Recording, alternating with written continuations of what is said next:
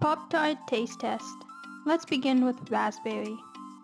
It looks promising. I can definitely taste raspberry. I'll give this Pop-Tart an 8 out of 10. Next, s'mores. It looks very chocolatey. I can definitely taste chocolate. There's a subtle hint of marshmallow. I'll give this Pop-Tart an 8.5 out of 10. Lastly, strawberry milkshake. They were stingy on the sprinkles. Ooh. Honestly, it just tastes like a strawberry Pop-Tart. I'll give this Pop-Tart a 7 out of 10. TBH, Pop-Tarts are definitely better toasted, but overall these flavors are pretty good. That's it. Thanks for watching. Peace.